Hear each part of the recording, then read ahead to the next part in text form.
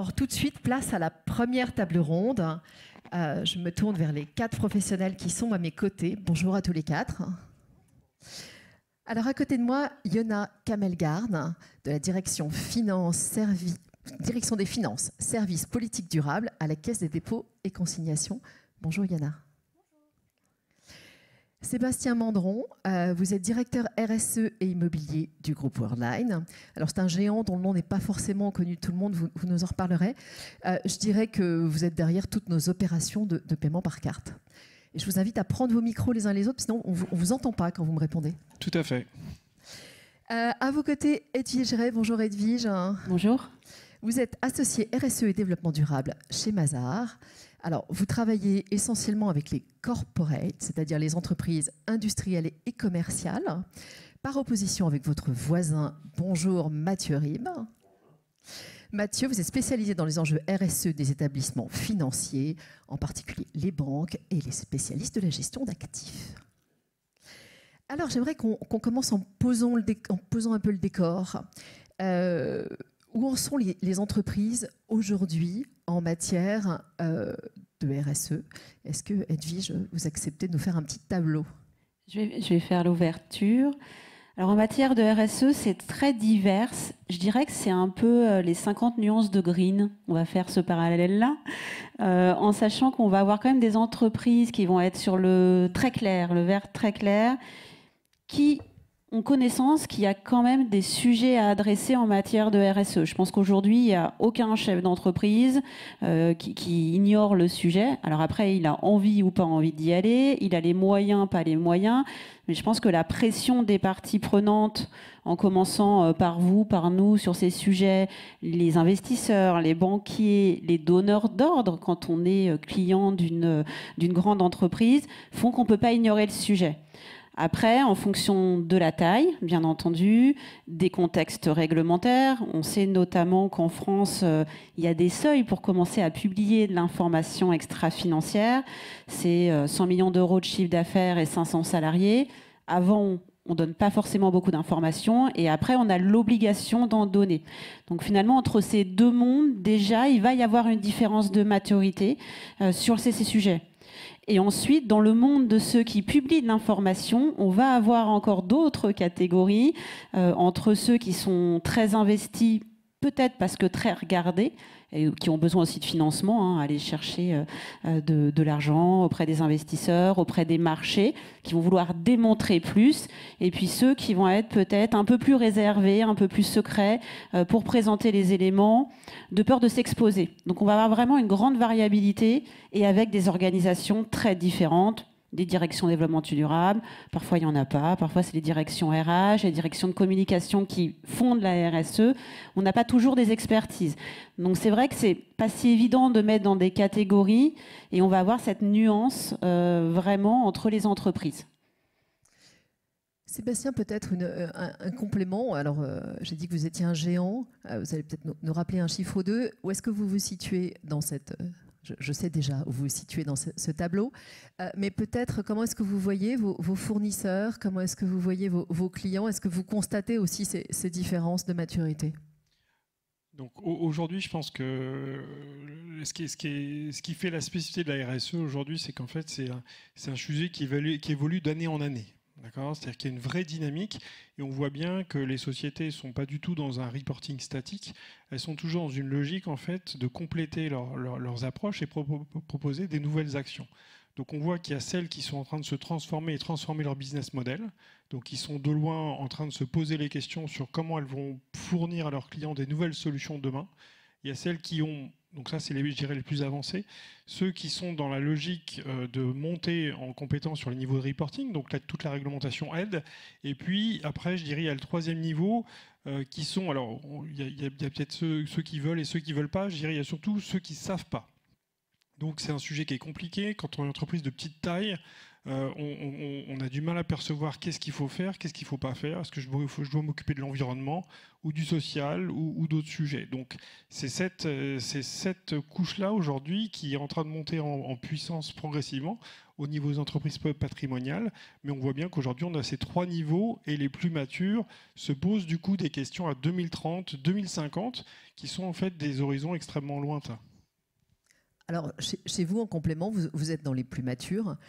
Comment est-ce que vous définissez vos grands enjeux? Est-ce que vous pouvez parler un peu de la définition de la sustainability chez Worldline? Alors, aujourd'hui, la manière dont c'est appréhendé, c'est comment on va garantir en fait, que l'entreprise sera toujours là dans 10 ou 15 ans. Voilà, donc c'est un horizon extrêmement vaste, puisque je dirais les financiers ne travaillent pas du tout en fait, sur des horizons chiffrés aussi lointains. Et donc, on est, nous, en situation de se poser les questions de quelles sont les grandes tendances du moment, la biodiversité, est-ce que ça nous concerne, est-ce que ça ne nous concerne pas, la neutralité carbone, est-ce que ça nous concerne, est-ce que ça ne nous concerne pas, comment on se positionne, quelles sont les actions. Et on voit bien qu'à des enjeux à 2030 ou 2050, si on voit bien les questions telles qu'elles se posent, il y a un certain nombre de solutions qui ne sont pas disponibles. D'accord ? Donc aujourd'hui, en fait, la difficulté, ou en tout cas les enjeux auxquels on doit faire face, c'est essayer d'exprimer un avis à 2030-2050, hein, c'est quand même ce qu'on voit sur la COP, etc. Et donc être dans une logique de construire une trajectoire en essayant d'identifier quelles sont les solutions qu'on va pouvoir utiliser pour être crédible. C'est-à-dire que tout le monde peut dire qu'il peut être neutre en carbone en 2050, mais avec quelles solutions, sur quel périmètre, c'est là aujourd'hui qu'on travaille. Mathieu, je me tourne vers vous pour un petit tableau peut-être de la maturité du secteur plus financier. Alors, c'est un secteur qui est très régulé. Est-ce que régulation veut dire maturité ? Alors, on peut dire que la régulation a aidé en maturité. Et qu'aujourd'hui, ce réglementaire est devenu aussi un prétexte pour aller plus loin en fait, et pour justement déciloter des directions qui pouvaient fonctionner de façon assez disparate. Notamment le lien avec les directions RSE, les directions des risques, la direction financière, la direction de la compliance et du contrôle interne. Et on voit en fait que le sujet RSE, le sujet de finance durable, se diffuse par le réglementaire dans ces différentes directions. Alors, on nous avait emmené tout de suite sur les silos, c'est le cœur de notre sujet. Alors, je vais reposer la question à Edwige pour les corporates. Hein. Ce sujet des silos, de quoi est-ce qu'on parle exactement? Qu'est-ce qu'on veut dire quand on évoque le silotage des sujets RSE dans l'entreprise? Alors, ce qu'on voit et qu'on voit peut-être un peu moins maintenant, c'est que les directions RSE, développement durable, quand il y en avait une, avaient tendance à adresser leur sujet et à peu discuter, notamment avec les directions financières, la Comfi, etc. Ou quand c'était une discussion, c'était pour transmettre le rapport RSE dans des délais, dans un calendrier. Il faut l'information, on la donne, sans forcément d'échange. Alors que je pense, et je pense qu'on ne considérerait pas, que le responsable RSE, c'est un véritable chef d'orchestre. Parce que pour mettre de la RSE dans chaque métier de l'entreprise, il faut aller voir les métiers, il faut porter les sujets, il faut les aider à intégrer. Donc normalement, ils doivent avoir une transversalité pour que ça avance et que notamment les objectifs qu'on se fixe, notamment neutralité carbone, puissent être mis en place, parce qu'il faut de l'innovation, il faut développer, etc. Alors que pendant longtemps, les directions RSE, elles étaient un peu tout seules, entre eux, et ne parlaient pas aux autres. Alors c'est vrai que la réglementation, et notamment la taxonomie des activités vertes, est en train de faire bouger les choses, parce que ça casse ce silo-là, il faut aller parler aux financiers. Et du moment qu'on commence à avoir ces projets avec les métiers, les financiers, la RSE, on rentre dans ce rôle de chef d'orchestre, on rentre dans cette transversalité. Mais là encore, on est sur des entreprises assez matures, parce qu'il faut déjà avoir une direction RSE, être soumis à ces réglementations ou avoir envie d'aller porter le bon message auprès des métiers. Et ça, on va avoir une différence de maturité sur les sujets.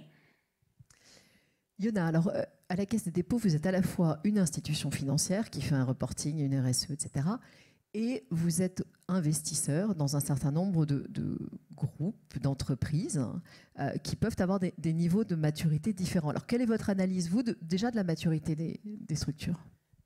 Je rejoins ce qui a déjà été dit. Effectivement, on voit une immaturité différente. Et c'est vrai qu'en tant qu'investisseur, ce qui va nous intéresser, c'est de comprendre si on est en face d'une entreprise qui a passé le cap, et c'est-à-dire qui est dans une vision assez proactive du sujet, en essayant d'aller et de réorienter son modèle économique, parce que, in fine, c'est bien ça qu'on va chercher. Ou est-ce qu'on est devant des acteurs qui sont encore plutôt dans une vision défensive, soit parce qu'elles ne savent pas encore, soit parce qu'elles ne se sont pas projetées autrement, par rapport aux sujets extra-financiers pour juste maîtriser leurs risques. Comment ça se passe chez vous déjà en termes d'organisation interne?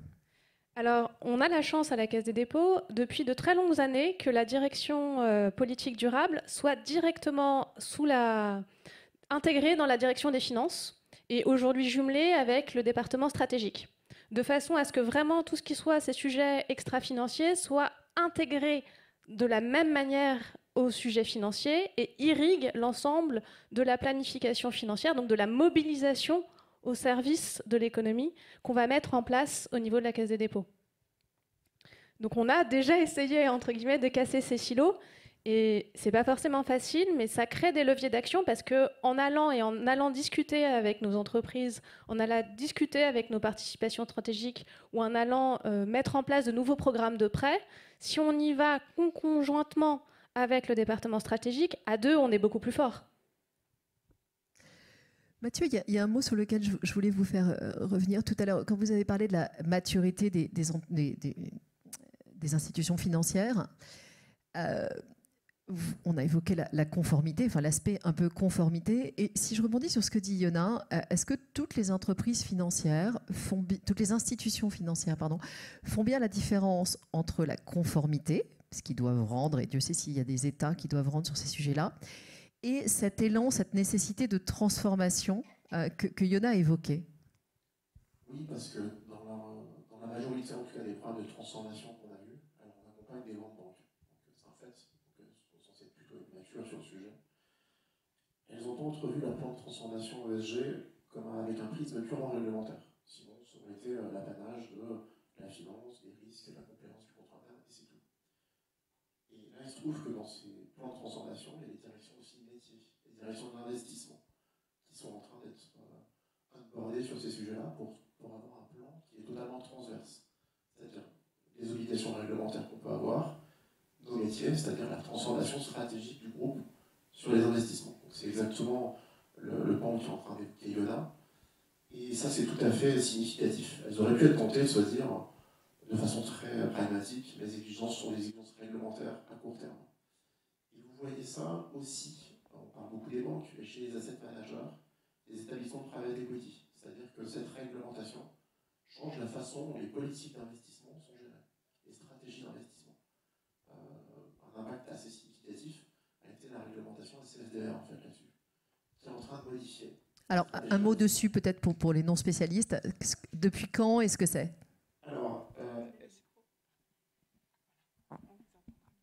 Alors, SFDR est est en application depuis le 10 mars 2021. Au final, il y a plusieurs niveaux dans la réglementation, donc un niveau entité, un niveau produit, et c'est une affaire de transparence, en fait, de reporting sur ce qu'on fait, à la fois au niveau de l'entité et au niveau des produits. Sur les produits, vous avez deux catégories de produits, donc les produits article 8, vert clair, et les produits article 9, vert foncé, pour simplifier. Et au final, vous devez obéir à certaines exigences pour être soit article 8, soit article 9. Donc ça veut dire qu'on descend vraiment dans les produits qui sont proposés par les asset managers et les établissements de private equity.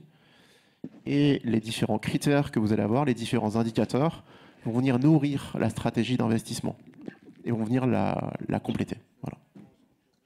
Alors, un mot supplémentaire peut-être pour Edwige sur la réglementation. On a déjà employé plusieurs fois le mot taxonomie. Alors, c'est un mot qui a presque fait la une dans certains milieux en fin d'année dernière parce qu'il y a eu en plus des débats.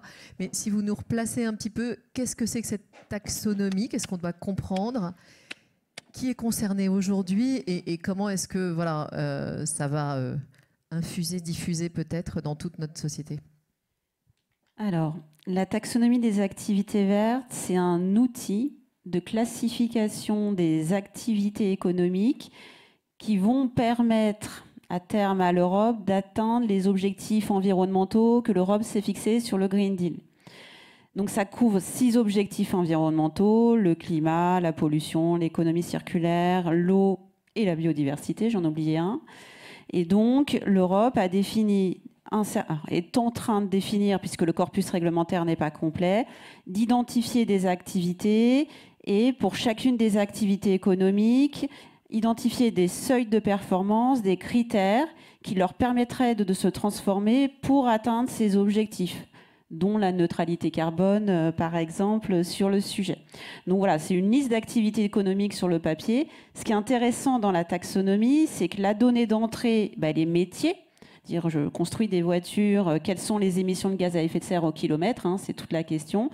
Mais la donnée de sortie, elle est financière. Les entreprises vont devoir publier, notamment les corporates, dans le cas que je maîtrise mieux, la part du chiffre d'affaires correspondant à ces activités. Information qui va être utilisée par les investisseurs qui, eux, vont devoir présenter, en résumé, la part de leur portefeuille investie dans des activités correspondant durables, identifiées dans la taxonomie. Donc voilà, l'information, elle est en cascade, elle est produite par l'entreprise, elle va être utilisée par les financiers pour eux-mêmes démontrer leur stratégie d'investissement. Aujourd'hui, ça concerne que les sociétés qui émettent des titres sur un marché réglementé, donc cotées et les sociétés bancaires, assurances, etc. Demain, avec les évolutions réglementaires européennes, ça concernera toutes les entreprises cotées ou non cotées qui publieront un rapport extra-financier. Donc demain, c'est dans 2-3 ans. Pour une entreprise, c'est vraiment demain. Et donc là, on est vraiment sur une transformation. Comment mettre du financier dans de l'extra-financier et comment mettre le levier de la finance au service de la transition. Sébastien Mandron, ça peut changer des choses chez vous? Ça ne changera rien? Si, quand il y a des réglementations, ça change toujours. On peut pas dire ça. Non, si, je pense que ça pose des nouvelles questions. C'est-à-dire que ça rentre complètement dans la problématique de savoir comment l'entreprise est positionnée par rapport à cette taxonomie. D'abord, donc ça c'est l'effet année 1, donc c'est ce que tout le monde va faire. L'année 2, c'est qu'on va regarder comment les petits camarades sont positionnés. Voilà, donc ça c'est l'année 2, pour ceux qui ont des yeux sur les côtés, qui regardent ce que font les concurrents. Et puis là, on va commencer à se poser des questions, parce que si les petits concurrents ils ont des chiffres plus importants, on va se poser la question de pourquoi. Et puis, on va fatalement identifier des zones sur lesquelles, fondamentalement, eux sont présents et nous, on ne l'est pas. On se posera aussi du coup la question de savoir si c'est normal ou pas. Et donc, fatalement, ce qu'on voit bien, c'est que dans cette dynamique-là, tout le monde va vouloir pencher vers une logique où il va vouloir avoir des chiffres plus importants que les petits camarades. Puisque, au-delà de l'aspect émulation, ceux qui vont vraiment poser les questions, c'est les investisseurs. Ils vont dire, quand on regarde votre société, vous avez un chiffre qui est petit, votre camarade a un chiffre plus gros. On ne juge pas, mais on considère qu'il y a une différence. Expliquez-nous. Et ça, s'il y a bien un truc que les entreprises n'aiment pas faire, c'est expliquer. Voilà, on préfère avoir le plus gros chiffre, qu'il n'y a rien à expliquer. Donc c'est assez simple. Voilà. Donc après, la subtilité va être que la taxonomie concerne un certain nombre de secteurs d'activité et d'autres sont moins concernés. Et donc c'est là où en fait la question va un petit peu se poser, c'est-à-dire que des entreprises de services, où est réellement en fait leur impact environnemental? Est-ce qu'ils ont des leviers? Quels sont ces leviers? Est-ce qu'ils ont vocation à beaucoup transformer leur business model ou pas? Donc voilà, c'est toutes ces questions-là qu'on ne voit pas encore et qu'on verra en fait au fur et à mesure des publications de taxonomie cette année et l'année prochaine, qui permettra un petit peu de faire le tri entre ceux qui sont exposés, ceux qui sont bien positionnés et ceux dont finalement il est difficile de dire s'ils ont un rôle important en fait par rapport à ces objectifs. Yona, chez vous, ça va changer la donne? Alors oui, clairement. Alors on publiait depuis déjà 2014 nos financements en matière de la transition écologique. Donc on avait quand même cette habitude de publier des informations sur la mobilisation financière en faveur d'informations extra-financières. Mais là, avec cette taxonomie qui est une classification légale harmonisée, on est quand même clairement en train de changer et de révolutionner le rapport qu'on a à l'analyse des entreprises.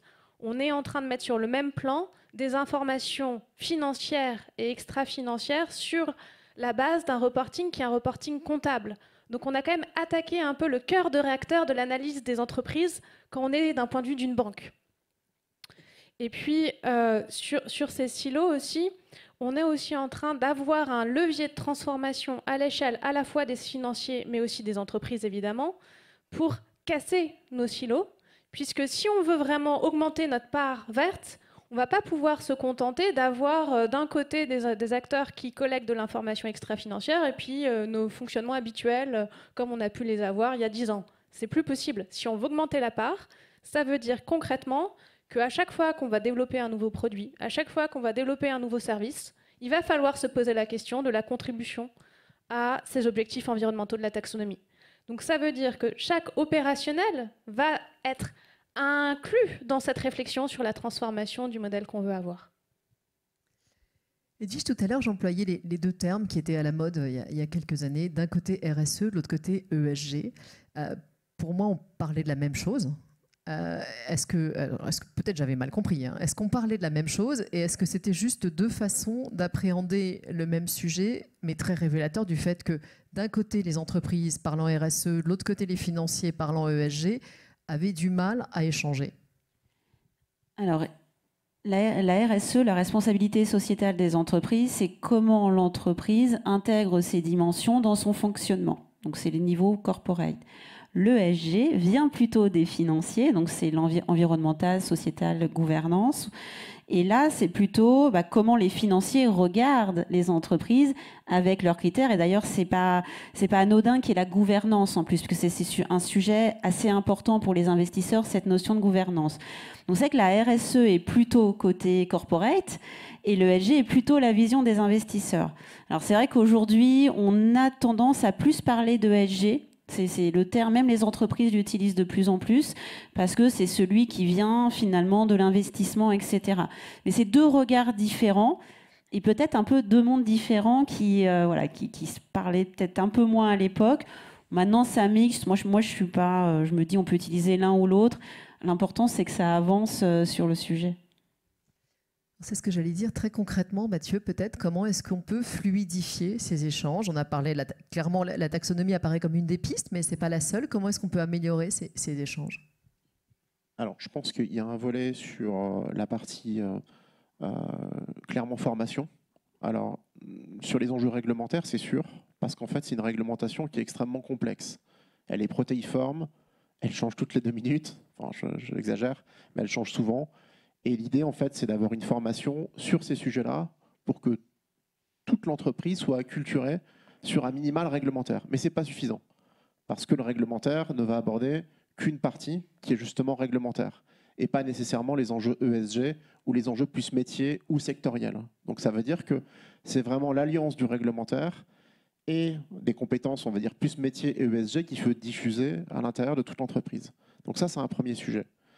Je me permets juste, parce que si on est dans la complexité des lois qui évoluent toujours, il y a une question de nos éditeurs sur comment anticipez-vous la nouvelle directive, on va dire petite parenthèse, un peu formation, la nouvelle directive CSRD. Je vous épargne la lecture au long. Pensez-vous que cette réglementation permette aux entreprises européennes d'accélérer en matière de RSE dans la mesure où elles seront obligatoirement auditées par un organisme tiers, ce qui n'est pas le cas de la DPEF? Alors du coup, il y a un lien, il y a un lien avec la deuxième partie de notre table ronde, où le sujet de la CSRD, je pense, sera abordé un peu plus largement. Je pense que la réponse à cette question sur le fait d'auditer, effectivement, c'est une contrainte pour les entreprises, mais ça doit permettre d'accélérer. Mais je pense que la CSRD, c'est avant tout trouver un langage commun, un reporting commun, des données communes pour parler en fait le même langage et avoir de la mesure, avoir un métrique en fait. Parce que sans métrique, sans mesure, sans data, on peut raconter ce qu'on veut. Et je pense que la CSRD, alors, sur horizon moyen terme 2024, a pour objet en fait de rendre ça beaucoup plus tangible. Edwige, en complément, peut-être nous rappeler les dates, les périmètres. Alors, rapidement, parce qu'en effet, oui, on y reviendra dans la deuxième table ronde. Dans la deuxième partie. Alors, les dates officielles annoncées, c'est 2024 sur l'exercice 2023. Je pense que Maud Gaudry en reparlera tout à l'heure. On n'est pas à l'abri d'un décalage d'un an ou peut-être plus en fonction de la taille des sociétés. Ce qui est intéressant dans la question aussi qui est posée, c'est qu'au-delà de la vérification et du langage commun, peut-être peut-être du futur référentiel IFRS de la RSE, c'est qu'il y aura plus de sociétés soumises. Dire que l'idée, et c'est toutes les discussions qu'il y a actuellement, c'est comment on élargit le scope. Alors en France, on a déjà des sociétés non cotées qui sont soumises à la DPEF, mais ce n'est pas le cas de tous les pays européens. Et l'idée, c'est comment on abaisse... La DPEF, c'est la déclaration de performance extra-financière. C'est là qu'on expose tous ces critères type RSE. C'est le rapport extra-financier d'aujourd'hui. C'est son petit nom aujourd'hui, il changera demain.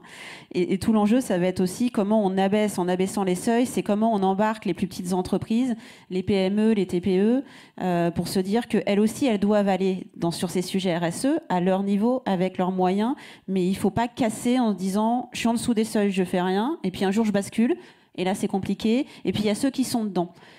Et notamment, il ne faut pas les perdre parce que ces petites entreprises, elles ont des donneurs d'ordre derrière.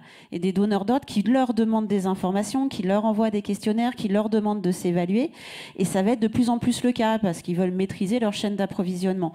Donc il faut se dire qu'il faut les embarquer intelligemment, de manière pragmatique, mais assez rapidement et assez tôt. Et donc ça, c'est tous les débats dont on parlera sans doute tout à l'heure. En pratique, c'est aussi l'une des façons de fluidifier. Enfin, ces nouvelles normes vont permettre, cette nouvelle norme en particulier, va permettre de fluidifier les relations. Alors oui, puisqu'à un moment donné, si on a un langage commun, on ne va pas demander des multitudes d'indicateurs. Je pense qu'un des travers aujourd'hui, et je laisserai peut-être réagir Yona, c'est qu'il y a la DPEF, la déclaration de performance extra-financière, où chaque entreprise publie ses propres indicateurs avec ses propres définitions en fonction de ses risques. Ensuite, on a les investisseurs qui envoient des questionnaires en posant des questions sur leurs propres enjeux. Et puis, on a les agences de notation qui ont aussi leurs propres questionnaires qui sont différents d'une agence à l'autre. Et toute cette information, là, tout le monde l'utilise, il y a de la donnée qui est là, mais les entreprises donnent beaucoup d'infos et travaillent beaucoup sur ce reporting.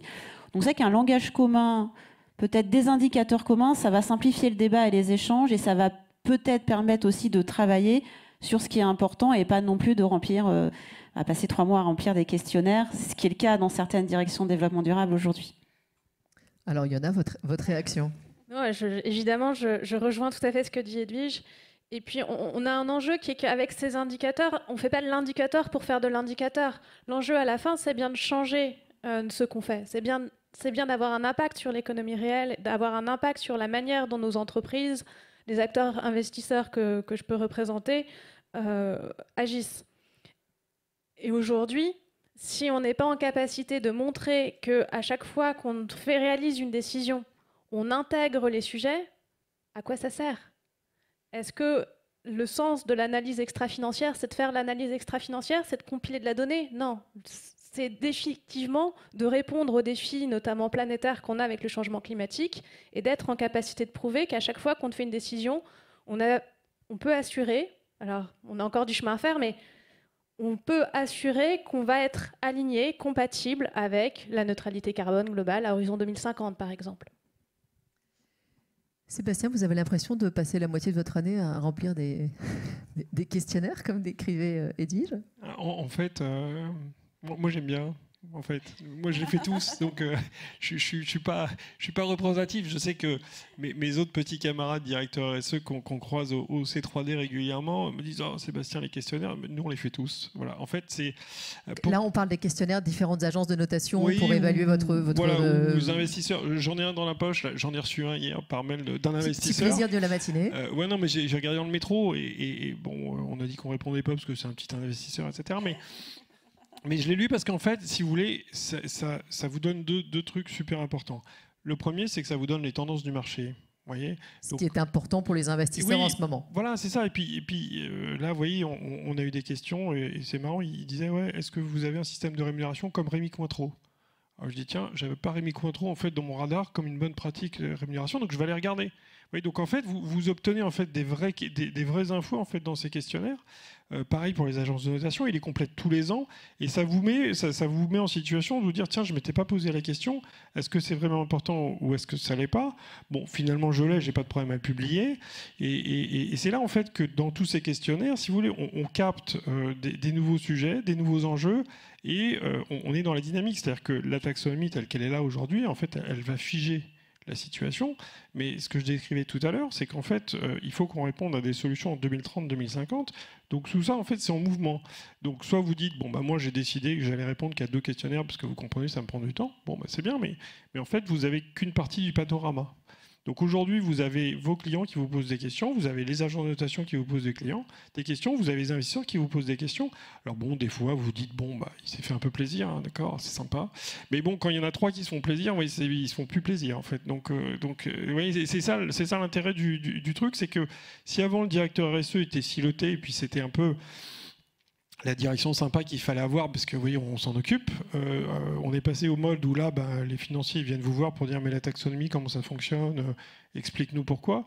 Là, en fait, le directeur RSE, il est, je dirais, en train d'essayer de capter les tendances et de dire attention, là, on nous pose des questions sur notre gouvernance, sur nos enjeux climat, sur le devoir de recevabilité, qu'est-ce qu'on fait, est-ce que c'est pertinent. Donc vous voyez qu'en fait, on a changé de position, c'est-à-dire qu'avant, on était sympathique. Voilà. On est passé. Vous l'êtes toujours. Hein. Oui, mais ça. Bon. Donc on est passé d'un statut sympathique à. En fait, ils sont chiants parce qu'ils veulent plein de données, de KPI de toutes les directions. Donc franchement, bon, mais ils sont sympas quand même. Oui, en fait, il y a des sujets qui nous mettent sur la table et qu'il va peut-être falloir qu'on regarde, même si on n'a pas les réponses. Ouais, donc vous voyez que l'écosystème, puisque c'était quand même un peu le sujet, c'est capter en fait toutes ces informations de l'écosystème. Ça a une vraie valeur. Et ça permet en fait de qualifier, parce qu'encore une fois, on peut répondre à toutes les questions et dire qu'on va sauver la planète, le terre, le sol, tous les ODD, mais ce n'est pas le but de l'entreprise. L'entreprise, je dirais, quand vous êtes dans le service, vous n'allez pas vous positionner sur la sauvegarde des océans ou la vie marine si votre business model n'est pas connecté à ça. Yana, vous voulez réagir? Les agences de notation et leur multiplication, nous, ça pose une question, parce qu'on est sur de la transparence encore beaucoup. On est sur montrer ce qu'on fait, expliciter ce qu'on a. Il y a une deuxième étape, c'est prouver l'impact de ce qu'on fait, prouver l'impact de les politiques qu'on a mis en place. Et ce passage-là, on est en train de le faire, mais c'est encore assez progressif. On marche, on apprend. Et c'est ça toute la difficulté que je trouve avec ces agences de notation, c'est qu'on est encore beaucoup sur la transparence et on a encore du mal à aller sur l'impact, la performance. Mathieu, les investisseurs, eux, sont sur l'impact et la performance, hein? Alors aujourd'hui, il y a des réflexions de place au sujet de l'impact. Pour l'instant, on a une définition commune qui a été trouvée. Donc ça, c'est déjà pas mal, mais ce n'est pas suffisant. Donc il y a beaucoup de méthodologies internes qui ont été élaborées pour mesurer en fait cet impact. Donc avec 3 principes, donc la mesurabilité, l'additionnalité et l'intentionnalité. Sachant que le principe de mesurabilité, comme son nom l'indique, c'est de mesurer cet impact. L'additionnalité, c'est de se dire que si je n'avais pas été là, je n'aurais pas eu d'impact. Donc c'est-à-dire que je suis précisément la bonne personne ou le bon investisseur pour créer cet impact-là. Et puis l'intentionnalité, c'est juste de se dire qu'on voulait faire de l'impact. Donc ça, c'est pas très difficile à définir. Par contre, les deux qui sont la mesure et l'additionnalité, c'est des choses qui nécessitent en fait des indicateurs. Et la question, c'est de savoir où on va se trouver.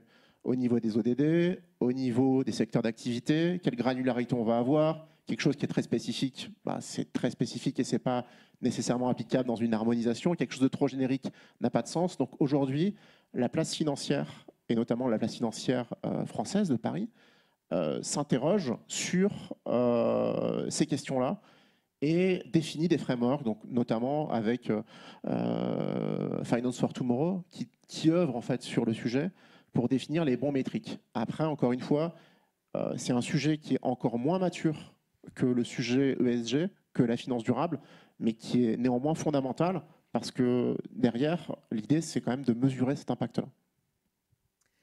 Je voudrais revenir sur la fluidité et les moyens de l'améliorer. Il y a une piste que vous avez évoquée indirectement, Sébastien Mandron, c'était celle des rémunérations. Alors, est-ce que ça peut permettre d'aligner tout le monde dans l'entreprise?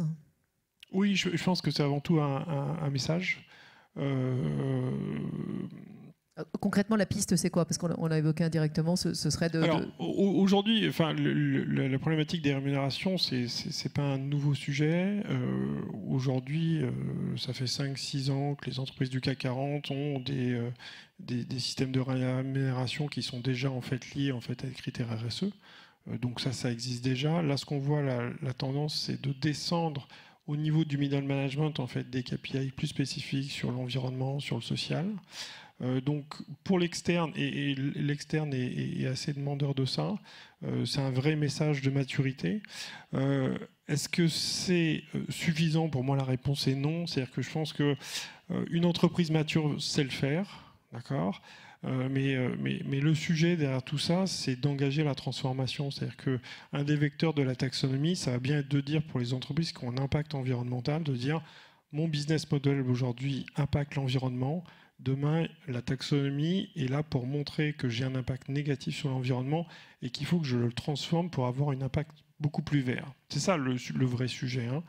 Donc derrière, on dit, bon, bah, donc, pour le transformer, pour s'assurer que tout le monde soit aligné, on va mettre un système de rémunération. Vous voyez, donc il y a ceux qui savent faire, je dirais, sans la réglementation et sans le système de rémunération. Mais le premier enjeu, et là où est vraiment le sujet, c'est sur la taxonomie pour dire, attention, le message, c'est que si vos chiffres de contribution sont faibles, ça veut dire que vous avez potentiellement un impact nul ou négatif sur l'environnement, il faut que vous changiez vos solutions. Si on prend un exemple un peu basique, qui est les voitures électriques, je prends un aspect théorique, hein, je ne vais pas rentrer dans une discussion voiture électrique ou voiture essence, mais vous voyez que c'est typiquement ce que la taxonomie va mettre en valeur, c'est-à-dire qu'il faudra mieux faire de la voiture électrique que de la voiture essence. Donc c'est ces signaux-là en fait qui vont pousser la transformation du modèle. Et bon, après c'est assez logique que les dirigeants et le management aient du coup, je dirais, des critères de rémunération qui intègrent ces problématiques. Je constate, et je veux savoir si c'est un hasard de notre discussion, enfin une tendance de notre discussion, ou un réel sujet d'alignement. Je constate qu'on a beaucoup à la fois d'exemples et de réflexions là, quand je vous écoute, qui sont plus green que sociaux ou gouvernementaux. Alors est-ce que tout le monde est aligné, qu'en fait on est plus durable? Est-ce que c'est parce qu'on a parlé de taxonomie et que voilà, c'est le sujet qui a été plus mis en exergue? Edwige? Je pense que c'est le biais de la période en fait. Aujourd'hui, on est quand même très focus sur le climat, sur ces sujets-là. C'est notre urgence. Donc les entreprises en parlent, mais dans les dimensions, dans la déclaration de performance extra-financière, il y a bien du social, de l'environnemental et sociétal au sens large, éthique, chaîne d'approvisionnement, etc. Donc toutes les dimensions sont bien là. C'est vrai que la taxonomie met au regard la problématique environnementale et climatique, parce qu'il faut l'adresser rapidement, et c'est maintenant que la transformation commence pour avoir des résultats dans 10 ans, un minimum, hein, et puis 15, 20 ans. Donc ça nous occupe. Mais le social, il n'est pas mis de côté. Alors en France, en plus, on a quand même une tradition sociale de reporting assez marquée, avec le bilan social que les entreprises ont déployé à l'international dans leur reporting. Donc je pense qu'on est assez mature. Après, oui, la question va se poser au niveau européen. Comment on va adresser les sujets sociaux, éthiques, sociétaux au niveau européen, en sachant qu'en France, on est plutôt mature sur le sujet. On a la loi sur le devoir de vigilance, sur la chaîne d'approvisionnement. On a quand même pas mal de choses. Maintenant, c'est l'élargissement. Et donc, ce qui impacte les entreprises françaises aujourd'hui, c'est les nouvelles réglementations, c'est la taxonomie, c'est ces ambitions de neutralité carbone, ces questions sur la biodiversité. Alors, c'est tout ça où il faut qu'elles avancent. Mais ce n'est pas oublié, c'est quand même bien adressé. Mathieu, vous êtes d'accord? Vous êtes aligné, enfin, les financiers sont alignés avec les entreprises sur le sujet? Oui, je pense qu'en fait, c'est un sujet aussi de maturité. C'est-à-dire qu'aujourd'hui, on a une façon, on va dire, il est plus évident de calculer des indicateurs climatiques que des indicateurs sociaux en fait, de performance. Et c'est pour ça aussi qu'on a une taxonomie en deux temps. Donc une taxonomie verte dans un premier temps et une taxonomie sociale et de gouvernance qui arrivera en fait ensuite. Donc c'est bien prévu en fait par la réglementation, c'est bien prévu par les entreprises, sauf que c'est un sujet encore d'une autre complexité. Et typiquement, si on fait le parallèle par rapport à l'impact effectivement est environnemental, mais aussi au niveau social. Et c'est des indicateurs qui les plus complexe, en tout cas d'appréhender, et on a une plus grande maturité sur des indicateurs tels que le bilan carbone, par exemple, qui aujourd'hui sont des indicateurs qu'on peut considérer comme matures. Alors, une petite question sur l'impact justement de nos auditeurs. Qu'est-ce qui permet d'avoir le plus d'impact, les ODD ou les Science-Based Targets? Il y a des mots dubitatifs, mais il faut se lancer. Non, elle est facile, celle-là. Alors Non, le plus impactant. Les ODD, ça va traduire, c'est une table qui vise à clarifier où est-ce que vous êtes positionné, où est-ce que vous avez de l'impact. Donc, c'est une table de lecture. Si vous faites rien, voilà, pas grand-chose. Avec 17, il y a 17 objectifs, si je me souviens bien. Oui, c'est ça. Mais c'est juste une table de lecture qui vous permet de dire où est-ce que vous pouvez vous positionner. SBTI, c'est autre chose. Là, on vous demande d'apporter des preuves sur une trajectoire carbone, une trajectoire chiffrée, où vous devez démontrer des choses et vous êtes certifié. Donc le niveau d'engagement et de démonstration, ici, c'est certifié par un tiers. Les ODD, vous pouvez déclarer demain que vous allez sauver la planète à vous tout seul, personne ne vous dira rien. Donc les SBT sont clairement le critère qui est reconnu et qui est très engageant et qui demande pour les sociétés un vrai niveau d'investissement. Alors, ça nous amène direct à une autre petite question que je vous lance, même si on arrive déjà à la fin de cette table ronde. Que pensez-vous de la fiabilité des données extra-financières et de leur validation par les agences de notation, entre parenthèses, qui sont des entreprises privées, et y voyez-vous un risque de greenwashing? Alors moi, je peux répondre en partie. Alors la fiabilité des informations extra-financières en France, elles sont auditées. Je fais partie des auditeurs de ces informations. Alors après, avec un niveau d'exigence qui n'est pas celui aujourd'hui de l'information financière, je pense qu'il faut le dire, hein, on a quand même un décalage en approfondissement des travaux et en couverture du rapport extra-financier. Mais c'est aussi qu'il faut y aller progressivement et l'Europe a aussi en tête ce sujet de faire évoluer la vérification pour à terme atteindre le même niveau. Mais elles sont quand même auditées et quand on audite ces informations, on s'assure quand même qu'il existe bien un process, on va corriger des données, il y a quand même une certaine fiabilité de ce qui y est remonté.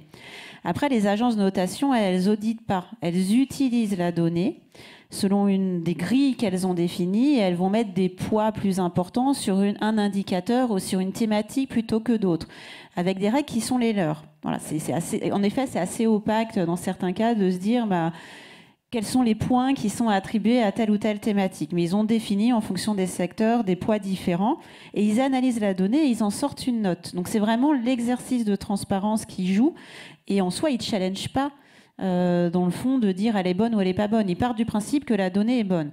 Quand elle est auditée, ça donne une assurance complémentaire, parce qu'il y a quand même quelqu'un qui est passé regarder si ça tenait la route.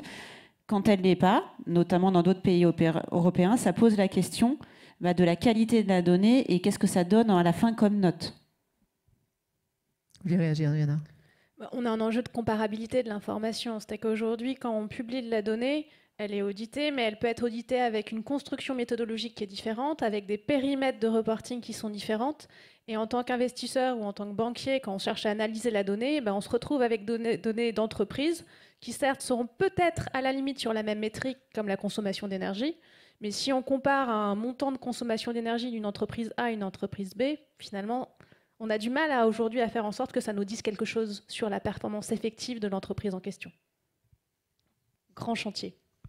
Je pense que l'avantage, c'est que si vous regardez les agents de notation, ceux qui sont bien notés, c'est rarement les plus mauvais quand même. Enfin, fondamentalement, moi je sais que... Enfin, vous voyez, je les regarde souvent et je regarde ceux qui sont devant moi. Et ceux qui sont devant moi, je trouve toujours des idées à prendre. Donc peut-être que la note, elle dit ce qu'elle veut. Peut-être que c'est pas parce que vous prendrez le premier que vous n'aurez pas un accident un jour, mais ça vous démontre un niveau d'engagement, fondamentalement. Et les bonnes pratiques, vous avez plus de chances d'en trouver dans ceux qui ont les bonnes notes que ceux qui sont derrière. Donc à la fin, si vous voulez, c'est pas le Graal absolu, parce qu'en effet, comme le dit Edwige, il y a de la donnée, il y a de l'info quantitative, il y a de l'info qualitative, les données ne sont pas comparables d'un secteur à un autre, mais n'empêche que ceux qui veulent progresser et ceux qui veulent trouver des idées, s'ils regardent les sociétés du CAC 40 qui sont notées CDPA, ils peuvent mesurer en fait l'effort à produire. C'est quand même rassurant. Alors on arrive au terme de cette table ronde. On va continuer de creuser certains sujets dans notre deuxième table ronde, mais peut-être pour terminer ce premier échange vraiment sur les silos et en gros l'amélioration du dialogue entre les différents acteurs, quel serait votre message fort à nos auditeurs? Yana ? On est au début d'un long chemin où il va falloir effectivement se mettre en capacité que l'ensemble des maillons de la chaîne et pas juste un responsable RSE, un service RSE soit porteur de l'analyse extra-financière à tous les niveaux. Donc ça, voilà, pour moi, c'est le début d'un chemin, le début d'une révolution sur la mise en perspective pour que chaque décision, chaque investissement, chaque élément soit aussi regardé non seulement à l'aune de sa rentabilité, mais également à l'aune des attributs environnementaux, sociaux et de gouvernance. Sébastien.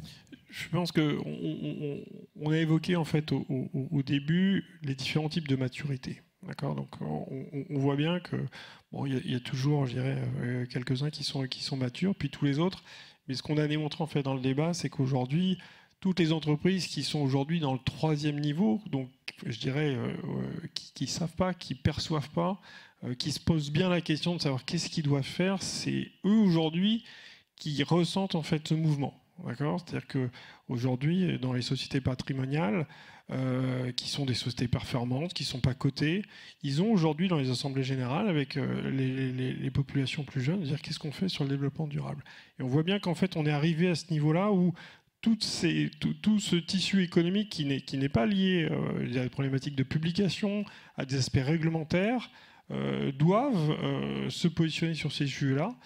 Soit parce que pour recruter des gens, ils veulent savoir comment l'entreprise est positionnée, parce que leurs clients leur demandent des certifications.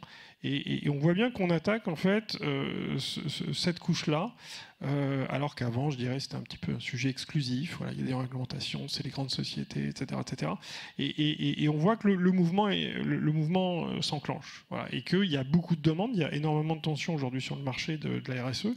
Je dirais les profils, je pense que Edwige va pouvoir en parler, les gens disparaissent assez rapidement et voilà, et je dirais c'est le meilleur indicateur qui démontre que là il y a une dynamique qui est enclenchée et que ça va être extrêmement demandeur en fait pour les années à venir. Edwige, votre message de garder les équipes RSE. Ouais. Non, moi, c'est le sujet de la culture RSE. À la fois en entreprise, il faut que tout le monde ait cette culture de base, mais plus qu'un vernis. Une bonne culture RSE, des métiers jusqu'au conseil d'administration. Il ne faut pas les oublier, puisque eux, ils ont quand même des choses à dire sur la stratégie. Donc, il faut qu'ils comprennent les enjeux qu'il y a derrière. Et aussi, cette culture RSE, et j'insiste là sur RSE, je ne dis pas ESG, au niveau des investisseurs, parce que je pense que tout l'enjeu qu'il va y avoir, c'est toute cette donnée taxo, etc., qui va arriver.